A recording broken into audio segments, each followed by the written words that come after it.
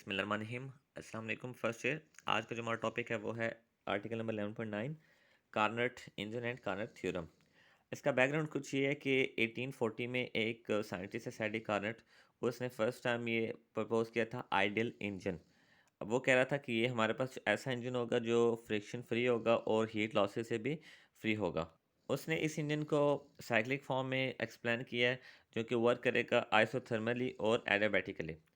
अब उसने कहा कि ये जो इंजन है ये इसकी वर्किंग भी नॉर्मल इंजन की तरह ही कुछ होगी। प्रिंसिपल इसका सेम है कि मतलब हीट इंजन ही होगा। ये हीट एक्सट्रैक्ट करेगा फ्रॉम द हॉट रिजर्वायर, कुछ वर्क करेगा, फिर जो रिमेनिंग हीट होगी वो सराउंडिंग इन्वायरमेंट यानी कि कोल्ड इन्वायरमेंट में वो रिलीज़ कर देगा। ये इसका वर्किंग प्रिंसिपल था। अब इसके कंस्ट्रक्शन कुछ इस तरीके से कहता है कि ये हमारे पास इस तरह का सिलेंडर होगा। इसकी जो वॉल्स होंगी ये नॉन कंडक्टिंग होगी, इसकी जो बेस होगी ये कंडक्टिंग होगी और ये यहाँ पे एक मूवेबल पिस्टन होगा। अब इसके अंदर हम किसी गैस को इनक्लोज करेंगे या हीट जो भी हम प्रोड्यूस होगी वो हमारे पास in the form of gas यहाँ पे इनक्लोज होगी।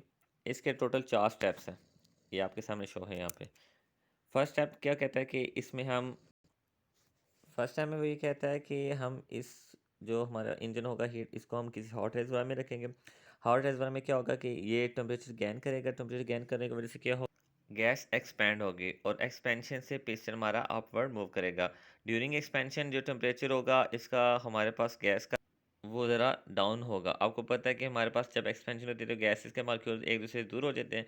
एक दूसरे से जब दूर होंगे तो उनका आपस में टकराव भी कम होगा। जब टकराव कम होगा तो हम ये कहते हैं कि उसका टेम्परेचर भी फॉल करेगा। लेकिन जो इंजन है वो हमारे पास जो हीट अब्जॉर्ब करता है वो अमाउंट होगी Q1 की।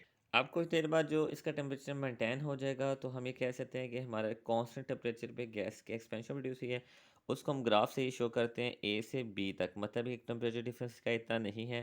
तो ये हमारे पास जो एक्सपेंशन होगी इसको हम कहते हैं isothermal expansion at constant temperature यानी कि। अब ये नेक्स्ट प्रोसेस है। नेक्स्ट प्रोसेस में हम ये करते हैं कि सिलेंडर को प्लेस कर देते हैं इंसुलेटर में और गैस को हम अलो करते हैं कि वो एक्सपैंड हो एडियाबैटिकली, मतलब कि इसमें ना कोई हीट इंटर होगी ना इसे हीट लीव करेगी, क्योंकि हमारे पास आइसोलेट है। यानी कि आइसोलेशन का मतलब ही ये होता है कि इसमें कोई हीट या इंटर या लीव नहीं कर सकते। अब इधर क्या होगा कि हमारे पास जो गैस है वो मज़ीद ठंडी होगी। उसका टेम्परेचर हमारे पास कह सकते हैं कूल होगा फ्रॉम T1 टू T2। और इस एक्सपेंशन का हम नाम देते हैं एडियाबैटिक एक्सपेंशन।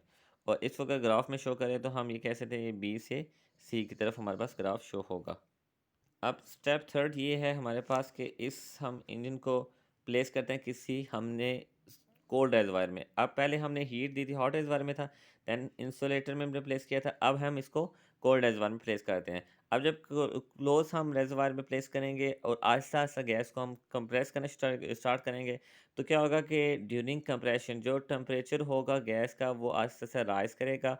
और जो राइज़ करने से जो हम हीट एक्सट्रैक्ट करेंगे वो हम कहते हैं कि Q2 के फॉर्म में होगी। और वो फिर क्या होगी, हमारे पास जो कोल्ड रेज़र्वायर है वो अब्ज़ॉर्ब करता रहेगा हीट को।